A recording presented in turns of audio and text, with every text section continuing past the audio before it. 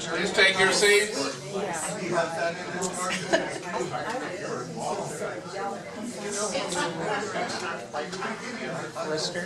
From Sunpoint. Please take your seats. Makes you calm. Yeah.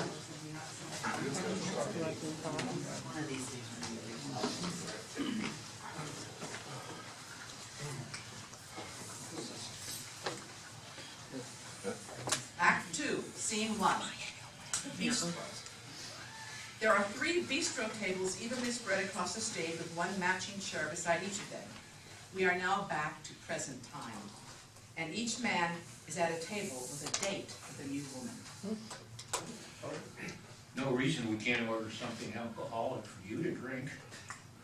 Never mind my Perrier. It's boring. Okay, a little fizz and a dash of sodium. It's still boring.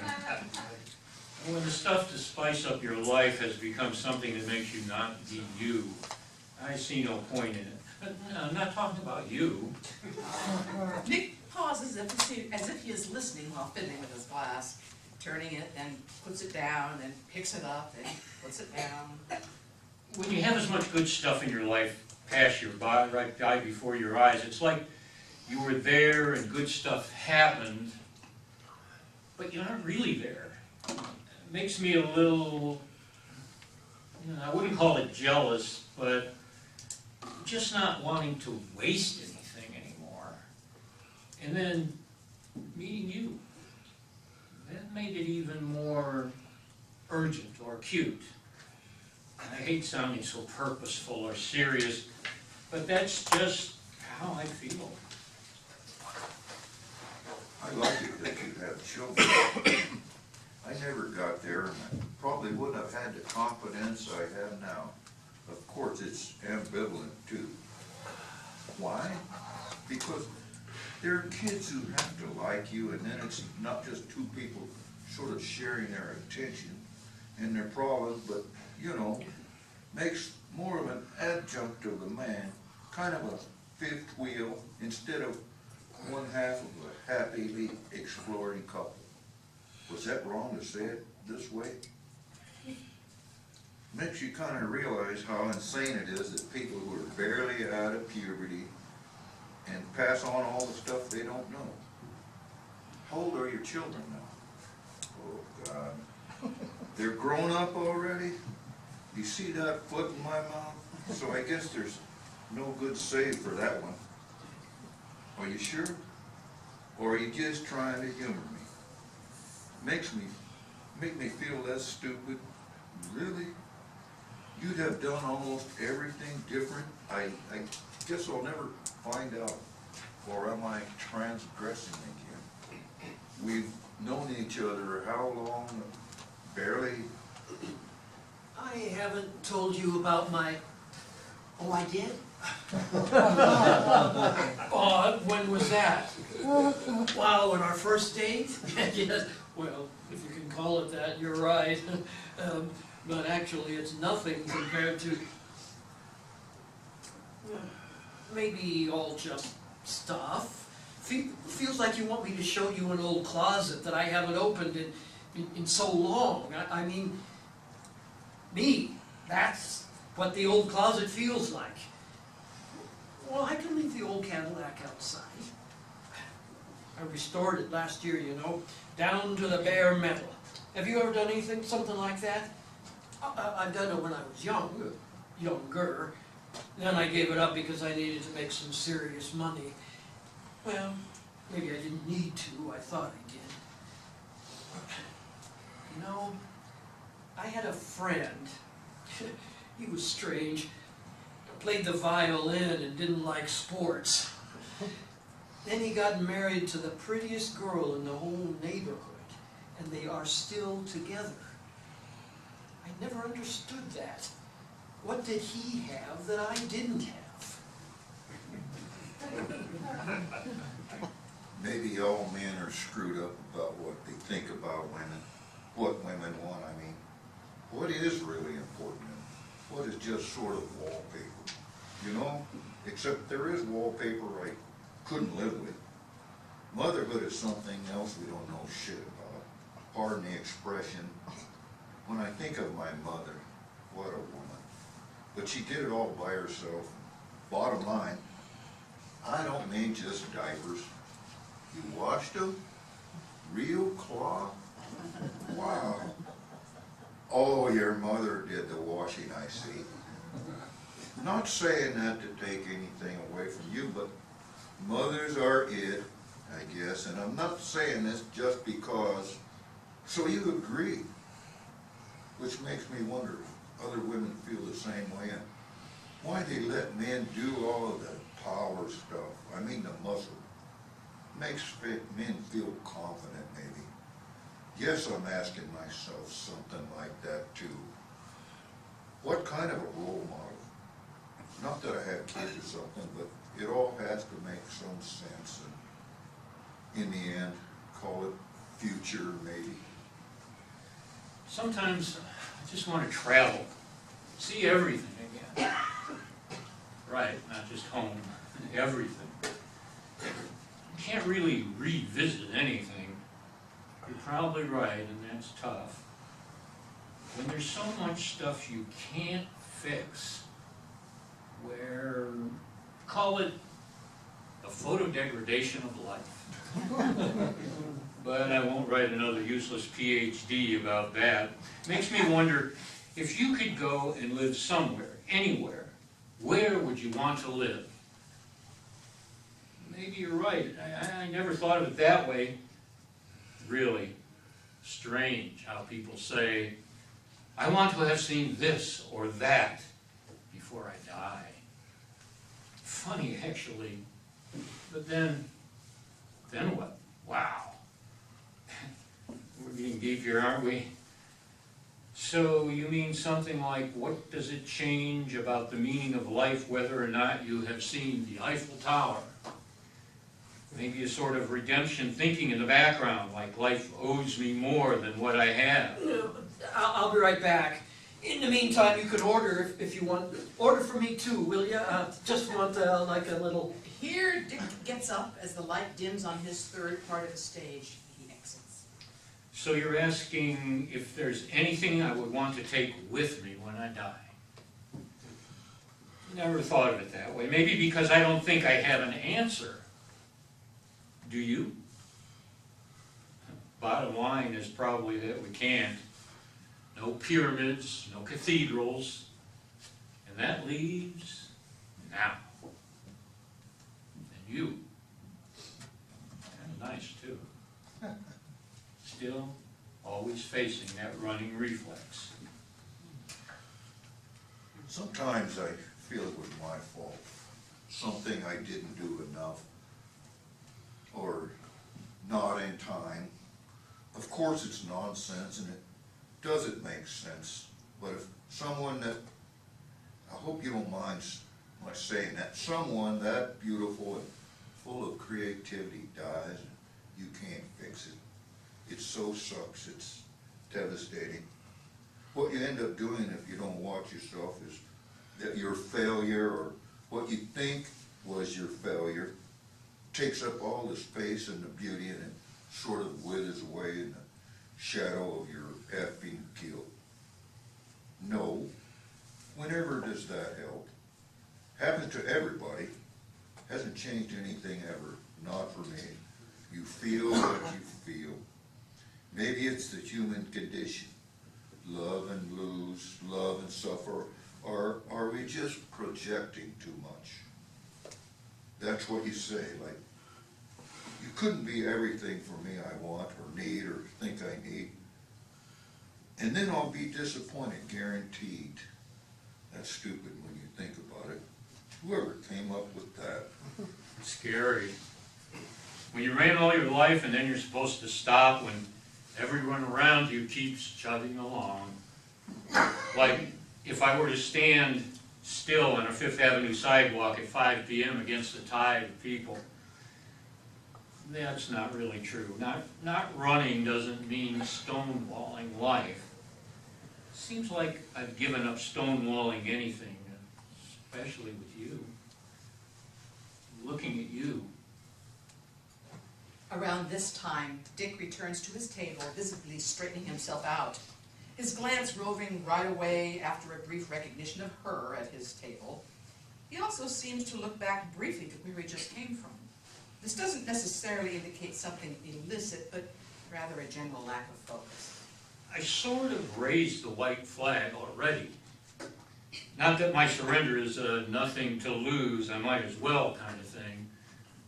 It's like you are making me do it. There's something inevitable about you. Kind of a new life that fits me like a glove. Or is that self-centered of me? I'm not sure now. Did we have an entire evening planned with dinner and music? And, I can't really dance, you know. The waiters are so slow. If I were managing this place, well, it simply takes a firm hand, and everyone has to know their place and their role and what's expected of them. This is not the kind of place where you'd order a burger, I know. They have some fancy French cuisine, and then you can ask the waiter for the best wine to go with it. Oh, not a waiter, a summer what? Some what?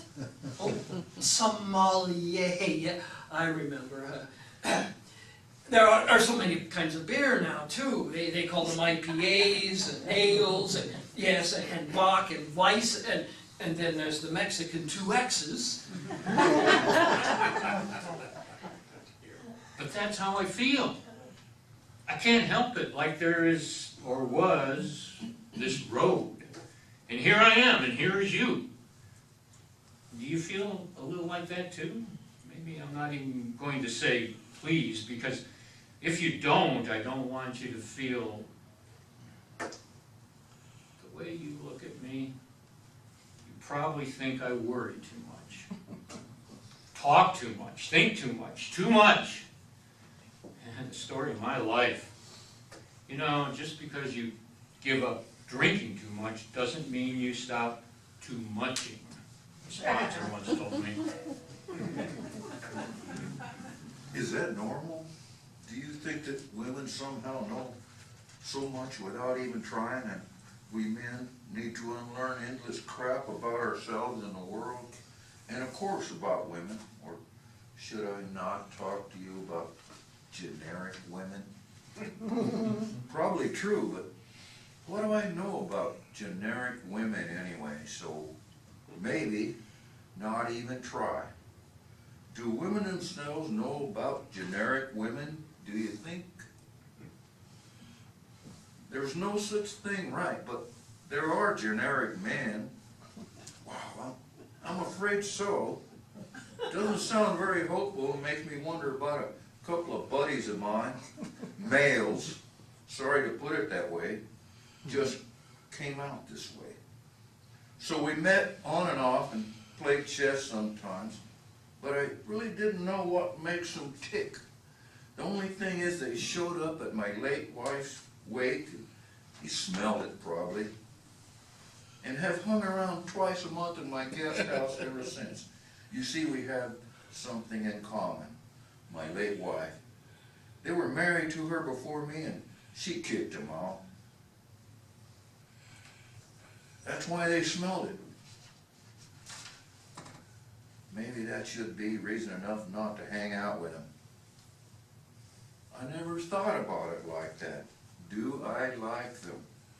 I guess if we didn't play chess, I don't know what we'd do other than get on each other's nerves and bitch at each other. But this here weird bond, we call it, there is that other question. If we have the same taste in women, shouldn't really call it taste, it feels demeaning towards you. If I talk of taste, like it's stuff that attracts me, a model or a brand, or you know what I mean. I never thought about it that way. In a way, you're telling me to relax. Stupid word. Like I'm on a chiropractor's table. That I shouldn't wait for something to happen, worry about any your place or mine kind of thing, right? And know something? somehow I don't think it's fair that I walk away from this date and I've had my eyes open just by being with you. And you? What do you get out of this? What do I have to give you? Or is that not my place to ask? I get it, my good old control issue, still trying to control other people's feelings by masterminding the equation instead of letting you feel whatever you feel. Maybe that's why men are so vulnerable to pretense. Anybody's pretense. Almost said something, then why not? Is that why men want to pay for it? So they can believe they're in control. Don't depend on feelings. Pretty pathetic when it comes right down to it. Maybe I shouldn't ask if you have some types of men, or what taste I fit in. You know, why do I have the feeling you just want to go home? I never thought I'd say something like this, but then, don't you want to know who I am? I want to know who you are, or... Okay, I listen.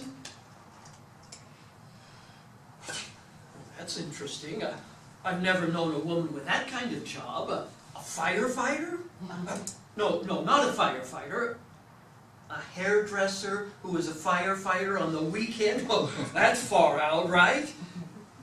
And so different. No, what?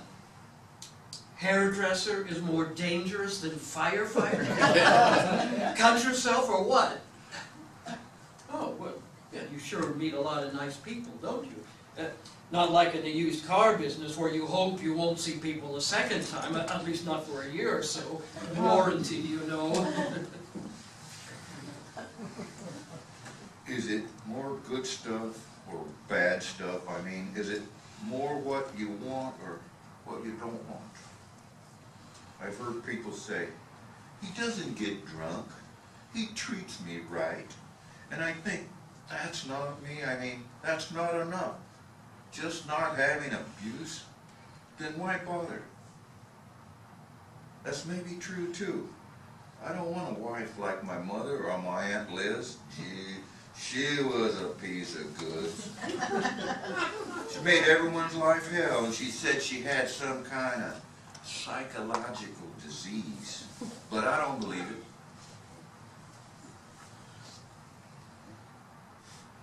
I don't believe it. She was just an excuse, really. She could be perfectly normal when she wanted to, but when she didn't like something, she had a fit and everybody got scared she'd break something or jump out the window. She never jumped, but my uncle finally left. He died in a car crash, and it seems like her scrawny hands didn't let go of him after all. See, there's a type of woman I wouldn't want to be around. She also made my Uncle Ned feel bad all the time, like always, look at the neighbor's new car. Why don't we have one? Stuff like that. This here type of man you don't want to be around. Or maybe I should ask the other way around. What do you like? No, we don't change or improve or come around or shape up. Sobering thought, really. We see wig, an old term from the early computer age, right, not the earliest, but then Mac and that, so you know about a lot about that stuff. Then you probably think I'm behind the times, because I don't talk to Siri or Alexa. No. My dog likes me, not just because I feed her. She likes my company. She looks at me with those deep brown eyes that don't even belong to her breed. She was a runt. So you would say, still a rescue on my part. No, you wouldn't? I just love her. If anybody as much as touched her, I'd become a monster. Nearly killed a dog once. who attacked her in the park. I ripped that guy away from her by the hind legs and nearly killed a dog once who attacked her in the park. I ripped that guy away from her by the hind legs and slammed him into a tree. I didn't kill him, but cured him. The owner didn't say a word. Never saw them again. Your old pickup could use replacing, couldn't it? But, oh, sorry, maybe I shouldn't sell you a car because then I wouldn't want to see you again for 6 months. A warranty, you know. Keep your old car anyway? Well, maybe that's smart. Old car advantage, they say, means that people treat you with respect because you got nothing to lose, but they do. Yeah, well, I don't like to talk about cars either. I want to talk about hairdressing or firefighting? What? About me? You have a point there. I never really asked myself why she didn't leave me. Maybe I was afraid of the answer. Sometimes I thought it was only because she couldn't, but I guess she could have. True, maybe she loved me, actually scary in a way. She didn't ask me to explain to her why she should or could, or she just did. So, should I be scared of you too? That has always puzzled me, what people talk about, or what they say when they're not talking about something. Always feels to me like someone's asking me to jump off a cliff. You know, I guess you're right. Oh, by the way, how are you liking dinner? Not talk about dinner, but about me. Right. You're merciless. Trying to be funny, I guess. Desperately. Maybe I'm going to say something I never said. But I'm nervous.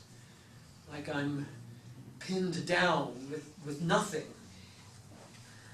Only I don't want to run. Make sense? Animals are special. They are straight. Maybe not. People's projections again.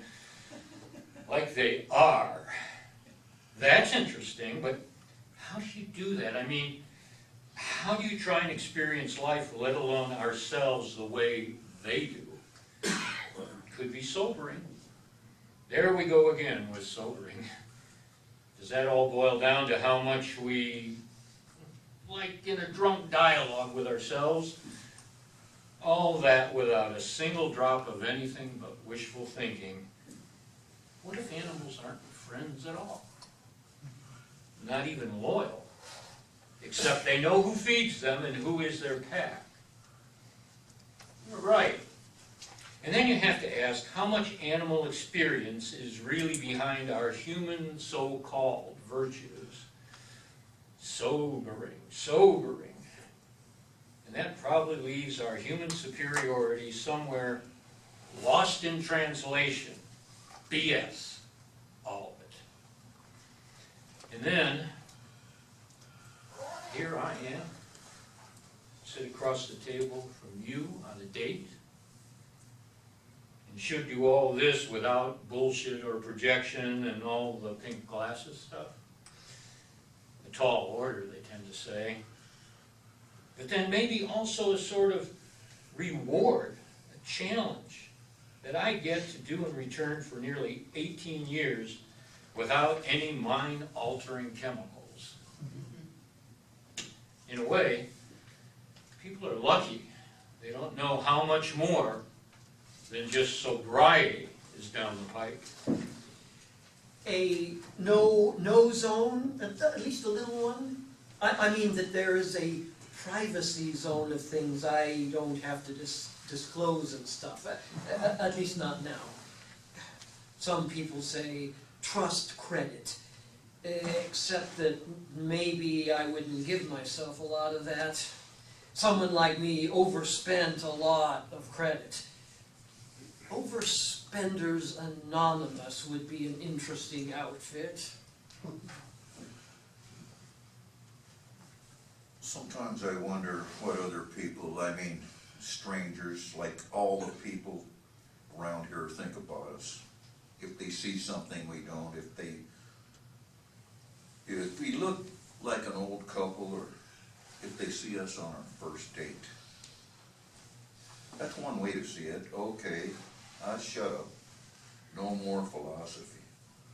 One reason I'm a little not sure how to put it, this here forever thing in the air, you could say.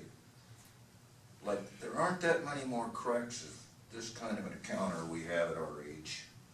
Maybe it's easier for you, children and stuff. For me, I almost feel naive as when I was a kid and I fell in love forever. And without criteria, because we were both taught nothing about life. It would be nice to meet some of your kids. Probably like being introduced to your parents, if they were still alive. A woman once told me she was dating a guy she really liked. But when she took him home to her kids, they absolutely trashed him. They asked him embarrassing questions. The youngest one threw up on his plate. Even the dog pissed on his pants. I just hope you have a well-behaved dog. No dog? Oh, I see. A discriminating cat with sharp claws. And here, you're not even apprehensive about my past, or the wreckage I could be hauling around with me. I understand the devil you know and all that, okay, fair enough. My past an asset, because I've done some self-reflection. And I've seen them slip, especially when they thought they had it all licked.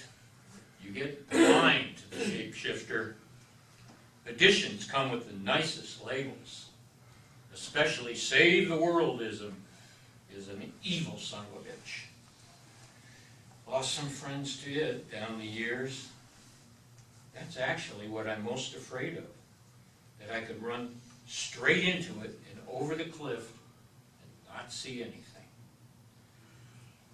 There's no guarantee whatsoever against that attainment illusion, even for people who have learned that the chase can be deadly. Stop preaching, Nick. Trust. Why am I not at all asking myself if I trust you? Never even occurred to me. Weird thing, you can't buy it. Probably an inside job. I have that strange feeling that you aren't tough at all. That you're, don't want to call it vulnerable, but simply that you're not that kind of rock who can just put it away, whatever. And that means for me, game over or something like that. Sometimes I wonder what my once upon a time ex told other people about me. Yeah, really. She died a few years back, was married finally to a guy named Charlie, and he must have treated her okay. He's an okay guy. Don't know what she saw in him. He's not anything like interesting. Well, maybe I wasn't really interesting either, only,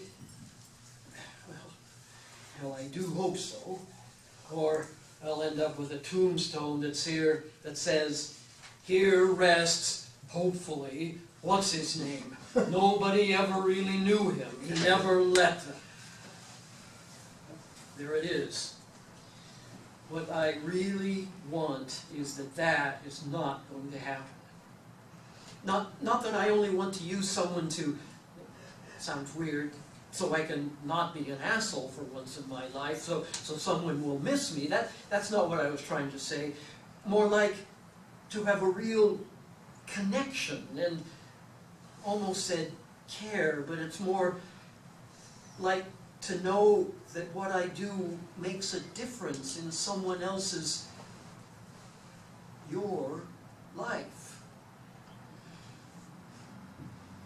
The more I think about it, the more desperately lonely people I see out there, the bigger this whole thing gets. And here's a little shit-ass me who never tried. Okay, I'll stop calling myself names. Sure, why would you want to waste your time here with someone who... Been a long time since I've had butterflies in my gut. It feels nice just looking at you smile. Just now makes it, really, I can't think of words, just that if I could capture this moment in a time capsule. Wow. Fade out. Act 2, Scene 2, all a new game. The stage is similar to what it was in Act 1, Scene 1, but the table, a different one, is more towards the upstage right quadrant to indicate a different location, a smaller one. Charlie is the only one present, sitting on the stage left side of the table, with elbows on the table and head resting in his hands as he contemplates the empty chessboard. Checkmate. The box with the chess pieces is closed next to the board. Charlie moves the absent pieces about the empty board at a seemingly thoughtful pace, then pushes his fingers slant across the board and exclaims, Checkmate. There you go. Play for winning all your life, and then you figure out the only way you win is when you put your king down. Charlie gets up and routinely walks over to the bar sideboard console, then stops as if he forgot what he came for. He turns around, returns to the table, and sets up a game, except he takes the kings and puts them in his pocket. Then he goes to the bar and plugs in a percolator. Dick enters, carrying an ample foil-wrapped bunch of flowers. He stops right after he's through the door frame as if he had mistakenly entered the wrong place, looks around, notices Charlie as if he were a piece of furniture. Welcome to I don't know what, where it's pretty obvious because you're in my den. You brought anything to eat? We can't eat flowers, you know. Where's Nick? I don't have all evening. Almost canceled, but nobody's phone answered. Said he'd be a few minutes late, had to take care of something. Dick wanders past the set-up chess game, glances at it briefly without noticing the missing pieces, then moves on to the sideboard, takes a large vase from it, lifts it high, See what I found? and then places the flowers in it. Nick enters, a knapsack on his back, from which parts of a gift-wrapped something stick out. He absent-mindedly greets the other two, takes off the knapsack halfway and looks around the room for a safe place, finally deposits the knapsack at the end of the sideboard. You break it, you bought. Buy it, yeah, okay. More like the farm is what you buy. Just don't touch it. Anything the matter, like And so, off to a date or something? yeah, so what if I am? Congratulations, man. Springtime for Nicky and Dickie too. Poor Charlie or something? Not poor at all, my friends, not poor at all. In a roundabout way, while Nick and Dick expectantly look towards Charlie, all three congregate around the table while the percolator finally comes into its own, humming and singing, filling the air with a sort of expectation. Both Nick and Dick sit down as in Act 1, Scene 1. Neither notices the missing kings because their focus is with Charlie. Finally, Nick raises his head a bit as if to look for a better view. What the fuck? What happened to the... Yeah, what happened to the kings? Better off without them, I figured out. Oh, come on. Your flowers for a king or a queen, huh?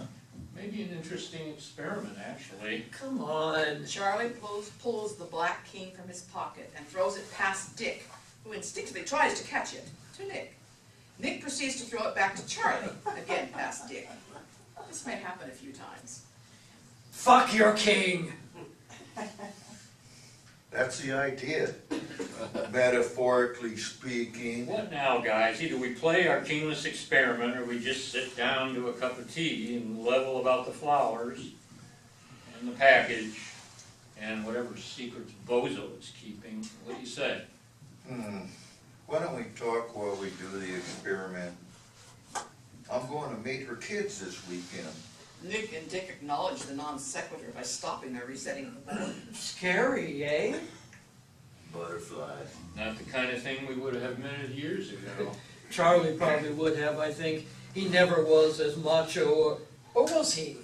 Hey, Charlie, did you used to be macho? I don't believe he was. Nick and Dick are aware of how they're talking about Charlie in the third person, all the while Charlie is slightly absent, twiddling the chess pieces, and finally acknowledges the other two.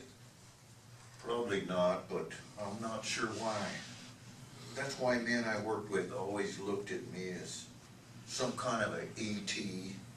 I have to admit I was apprehensive about you guys 2.5 years back, because I was so used to being looked at as strange. Not really sure what you were thinking either. What were you thinking? I wasn't thinking about what I was thinking for a long time. Just like a kind of convivial time a couple of times a month, probably. And then there was Charlotte, of course. You had a part of her that I couldn't even be jealous of because I had pushed her away, literally even. And what I'm thinking now, today, is so much different from then because I felt guilty, like I had deserved to lose her because of my drinking and stuff. In a way, just like Dick, I pushed her away. Except I didn't physically push her across the living room. Only once. I was desperate because she wouldn't get enraged and storm out of the house. God save me from being such an asshole ever again. Well, how do you like the flowers? Lucky lady. If I could buy something to guarantee that I won't screw up, I'd even sell my Cadillac. Meaning, you're that serious? But I know how you feel. Why does nobody tell men that the entire dating toolbox we're sold is trash? Nothing but goddamn trash. I had to throw it all out. Good riddance. There's nothing to replace it. I can't get back in control for any money in the world. And I don't want to either. I got so scared when she looked at me with those mild eyes and intensely quiet eyes and said, "Bring nothing, Charlie. Bring yourself." After I asked her what to bring to meet her kids, that kind of shit just pulls the rug right off from under your feet. And then you're on your face flat and say, "Yes, that's why I have no knapsack." Nothing wrong with flowers either.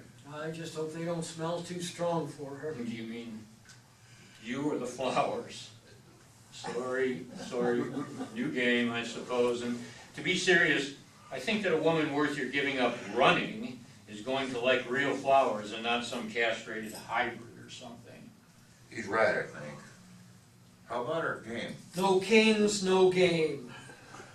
How we play without the kings and change not the rules, but the objective. Or did I say that already? How do you mean objective? To win, of course. Well, maybe not. At least not like an empty board with 2 or 3 survivors. I thought the two sides could play for, Having as many pieces as possible. But then what's the point? let's see how we can get the queens in the middle and surround them in a huddle with as many pieces as we can. How about the pawns? They must move if they can. Charlie and Nick restore the game setup, Sans Kings. Charlie motions Dick to take the player's chair across from Nick, and he takes the third chair, back towards the table, as before. That's different. So instead of plowing through the middle or sneaking around the side, we're sort of congregating around the middle to make a nest for the queen. Is that it? Go for it. Nick makes a cautious move with the right outside pawn. Dick hesitates to mirror that move on the other side to avoid having to take the opposing pawn in passing. What a mind bender. Gotta get the queen out from back there on the diagonal, and the only way to get her to the middle is without casualties. Nick gestures him to be quiet. There is a minute or so of head scratching and silent moves. Then Dick has to take a piece on the side. Sort of a sacrifice to let the others through unharmed, I guess. Nick rests his head in his hands, elbow on the table, and makes a deep sigh as his mind seems to lose focus. You know what, guys? You're not focusing. Right, I'm not. Frankly, my dear, I don't give a shit. It's a dam. Don't forget that was before the war and they didn't shit or fuck back then. Seems like a waste of time. Nothing against you guys, but I left my heart in San no, Francisco. not like that. It doesn't feel sappy. It feels real for the first time. And I feel that I want it to be real. Not even some kind of unbearably excessive romance. Isn't it strange that we all Like hatched in a way, and you know what? Why don't we play the game anyway? Maybe it doesn't work, but I'm curious if we can use the fighting power of these guys to protect instead of, it's worth trying. Hands, hovering above a few pieces, then drops his hand again. Maybe I don't have a suggestion. That's a tough one.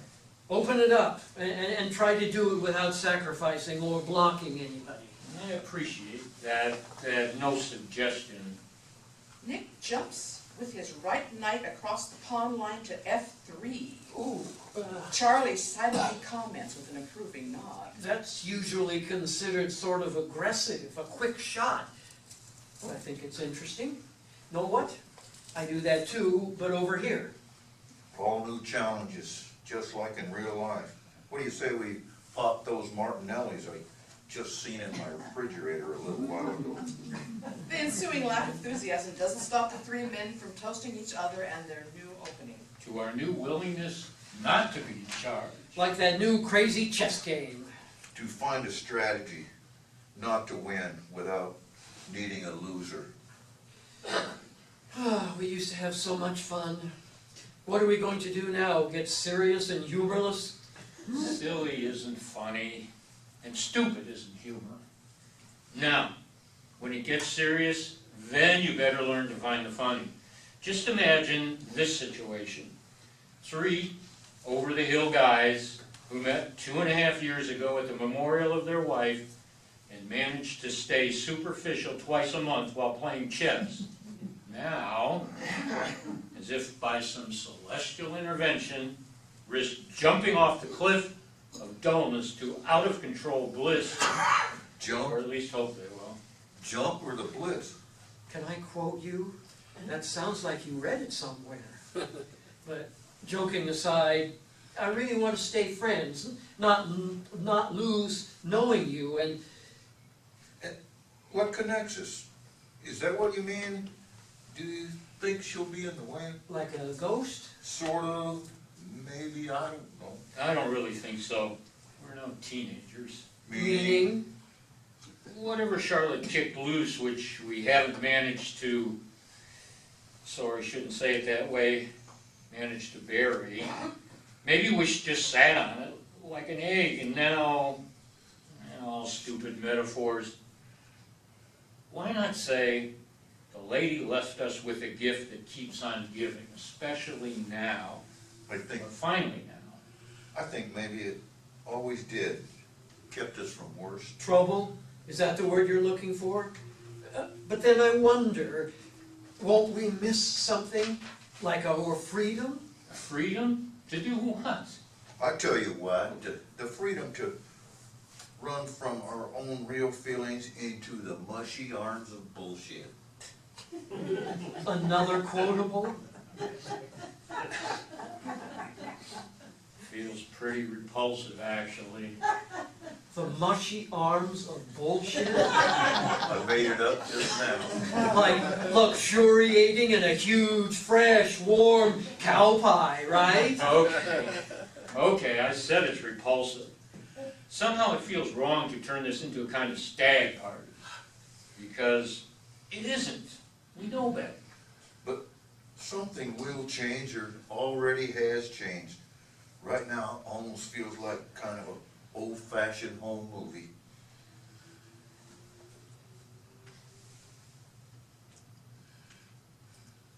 So we need a new movie, or maybe no movie. Could feel like kind of a parting, couldn't it? The woman who connected us we'll see. Without her, we probably wouldn't have grown up, so there may be a connection to our new life. We just don't know yet how this is gonna play out. Even the no more movie part feels like deja vu, like we're acting out a long ago planned storyline. Deja vu, fate, river of life, whatever. But there's something we should promise each other. What? Who was it who brought up that brother stuff? You. Us feeling like brothers. You You did. did. So, then that's what I mean, honesty. Looking good at stupid boy stuff. Agreed. At least I'll try. But are we going to finish the all-new game you set up there? Trying isn't good enough anymore. The back doors are all nailed shut. Better list your Cadillac for sale. Game over, and new game, all in one place. Call it our kingless revolution, which is no game, and we don't make any rules anymore. Why say that? She makes them. They make them. And it doesn't feel like rules, more like just what it is. Nick pulls the black king from his pocket and puts it into the chess pieces box. Gotta go, Then Gross. moves towards the door, Gotta go. and does so with a much younger, energized, comically jubilant gesture. Dick is moving toward his parked flowers as well, briefly stops to point at the slightly disheveled chess game. Want to leave the board as it is for next time? I want to figure this one out. Good luck tomorrow. Charlie produces from his pocket the white king and tosses it to Dick before he passes by the table with his flowers. Dick catches the piece and puts it into the box as well. Charlie closes the lid to the box. Sweet dreams till sunbeams find you. Fade. End of play.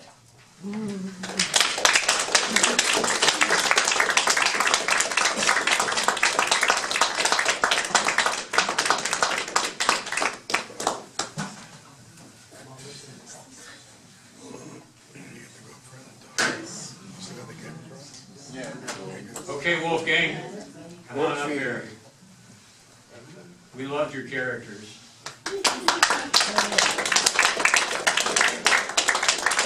Back in the first question, what do you women think of these men characters?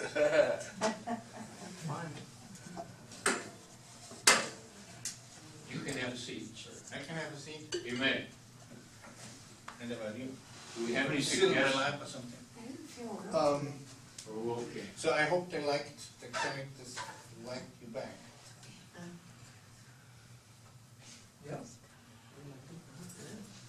I like the fact that the characters were so different from each other.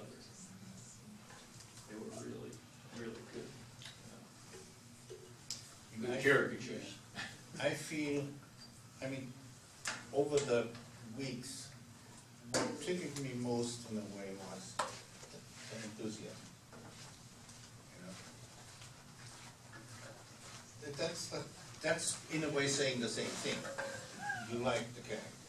It's like, I want to do that. Something else I wanted to sort of parenthetically, there are two people here for whom I actually wrote the piece.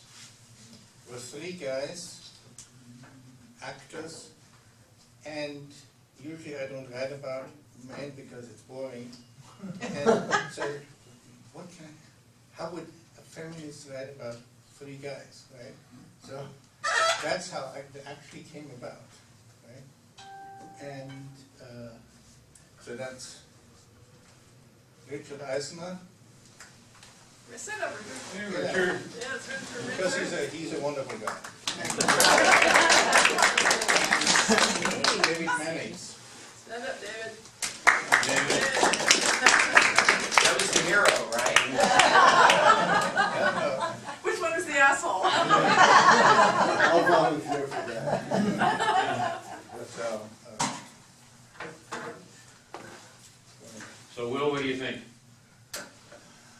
Well, as I was listening to that start of the second act and those three guys and everything, I was thinking you might want to change the title of this play to Poor Charlotte. That's why the fictional, what does it say? The fictional world of women holding boundaries. boundaries. When Wolfgang, I'm like a poet, Cal, but Wolfgang came to me and asked me if I wanted to be in a play, and I said, sure, why not? So he gave me the script, and I read the script, and I said, I gotta be the dick guy, because I am him. And he told me, no, that'd be too easy for you. And it would have been, I could have nailed that one.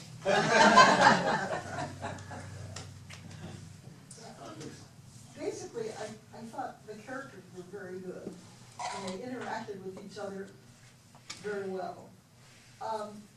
My problem is in the situation where they were meeting the new women, I didn't really get many specifics. In other words, they kind of talked in abstractions, and well, for instance, there was a play that we just saw where this guy is called True Love, and when this guy was trying to say, you know, why doesn't this woman love me, you know? And it turns out that he was abusive to her.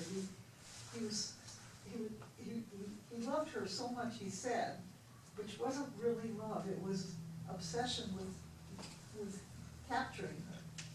And finally, you know, his friend worms it out of him that he actually pushed her physically, because he just so desperately trying to explain how he loved her, but didn't understand that she was getting frightened of him. And so I was just wondering, have you considered maybe putting women in this too? And having a dialogue back and forth, and that one scene where they meet the women? Actually not. Okay, I know what you're trying to do. I mean, the staging of that, that scene creates more of a presence of the women, right? And what happens in each of these guys' monologue dialogues, right? There is no monologue, that's a monologue that they all have.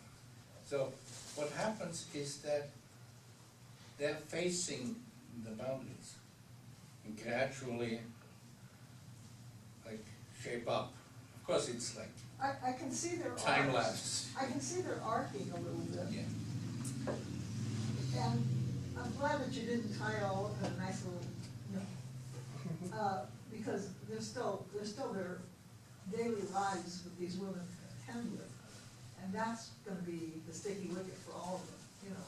How do they live their daily lives with women and get the joy that's supposed to be there between two intimate people?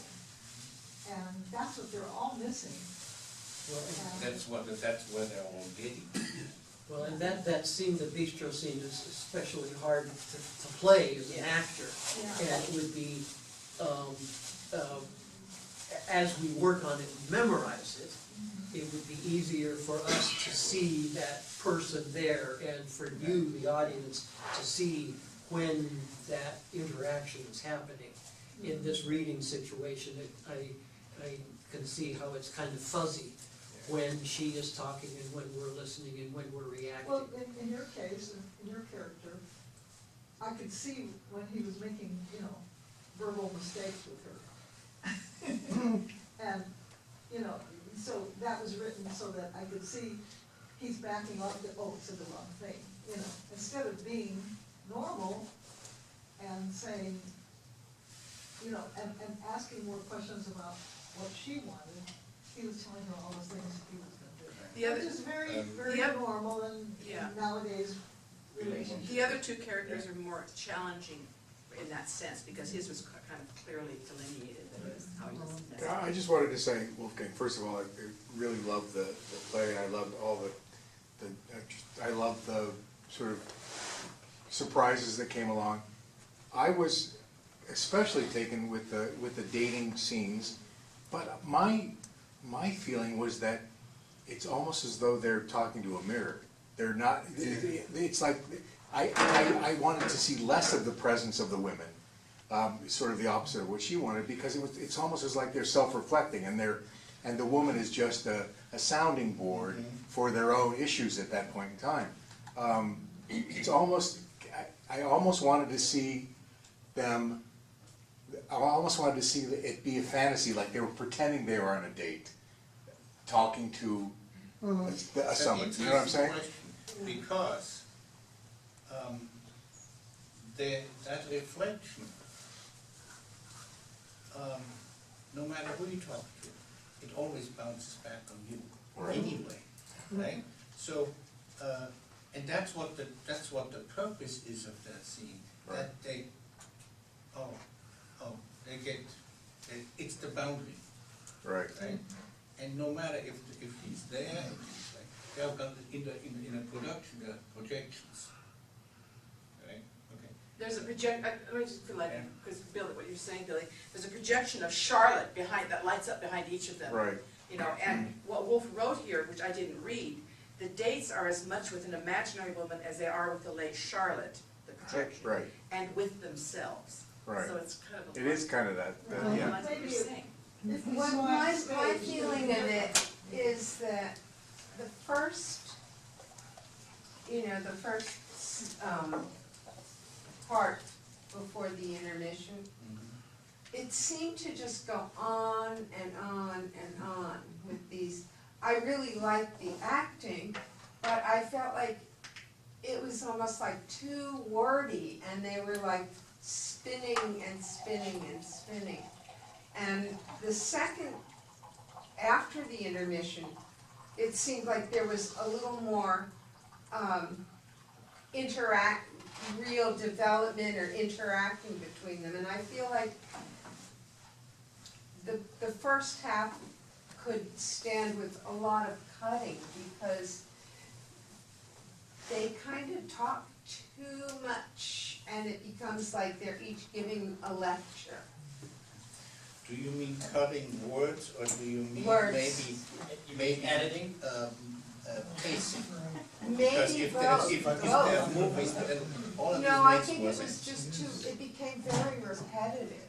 What they were saying and how they were interacting, it was like, repeat, repeat, repeat, asshole. But, it was like just kept going, and the little digs on each other, it just was too long. It was too, went on too long, and there wasn't enough development in the whole first half.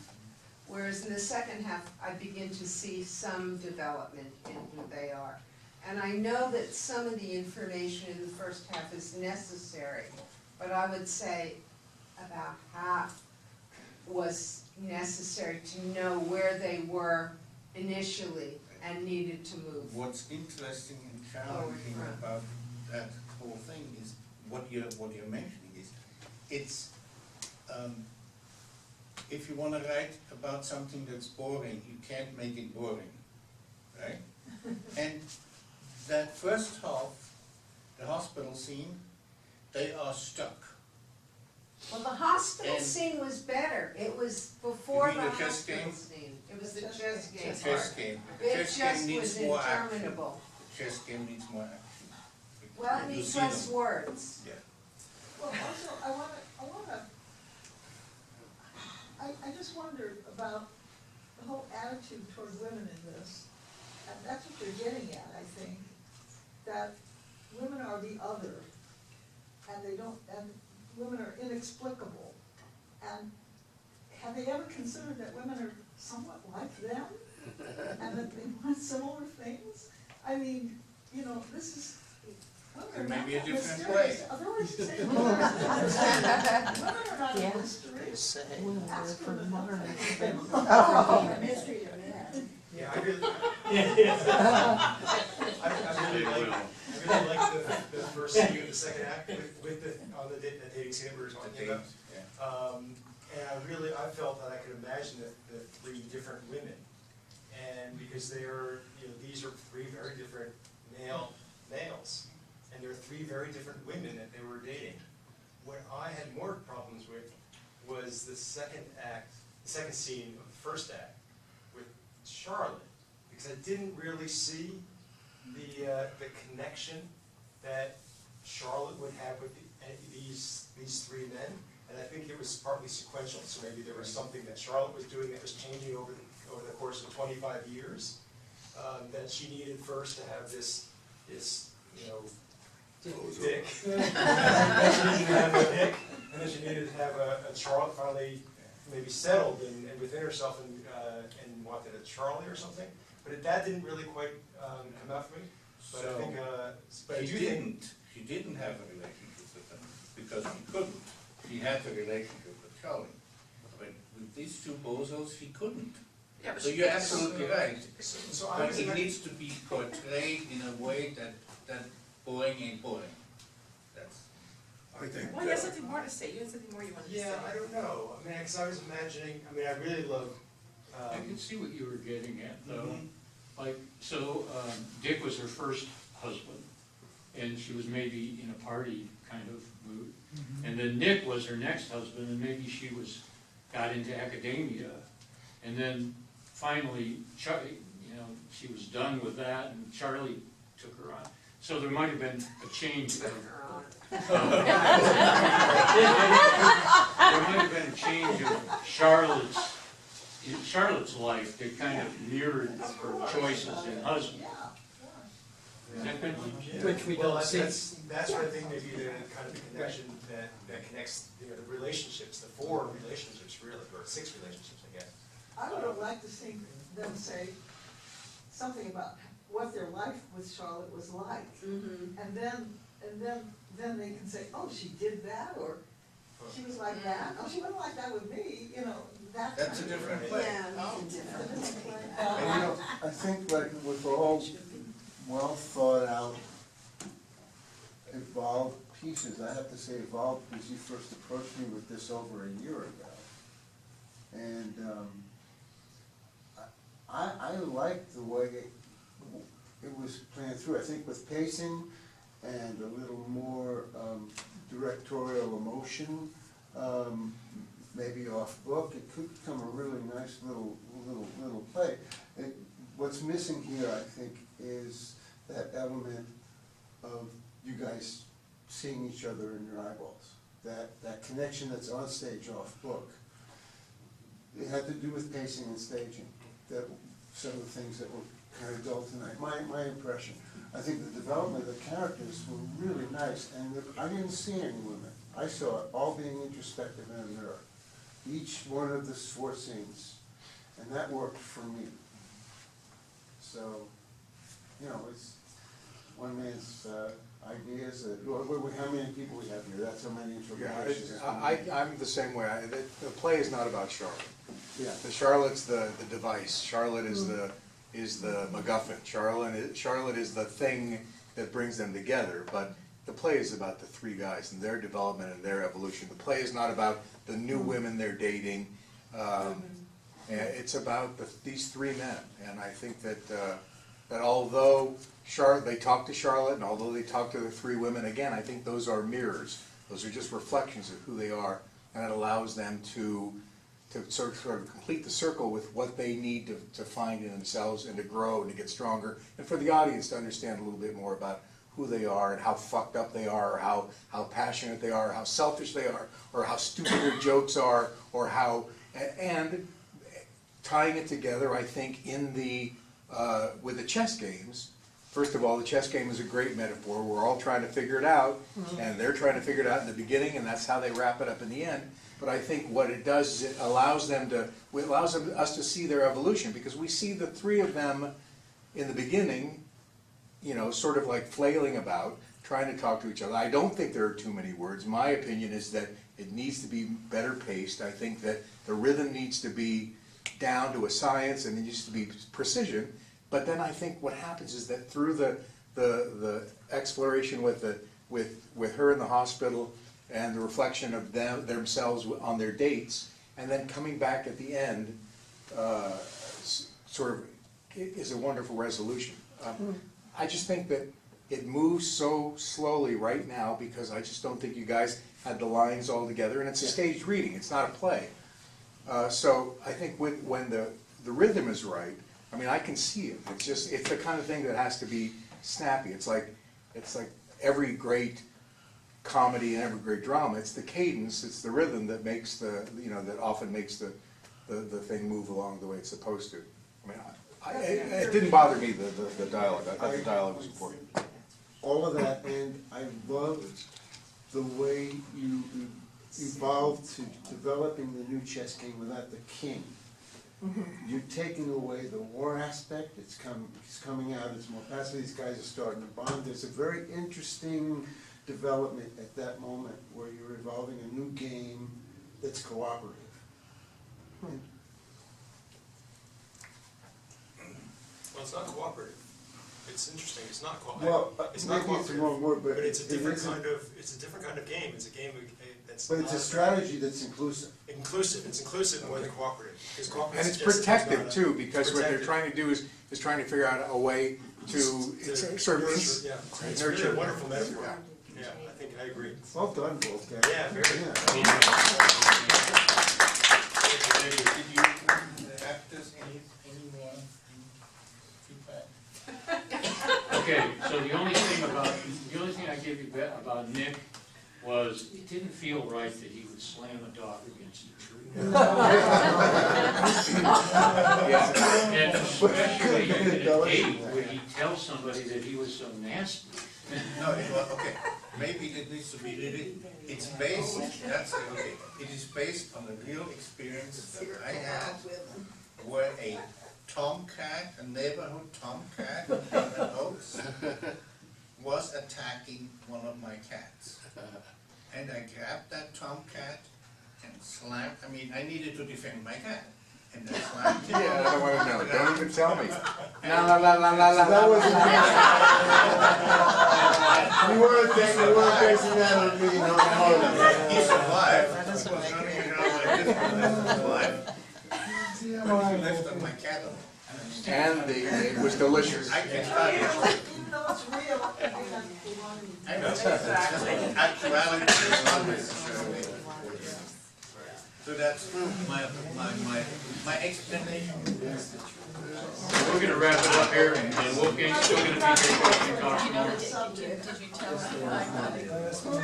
Please help us put the chairs in. Yeah, folks, as you go out, if you could put a chair on a rack there, that would help us. And Are there restaurants in Nashville that are open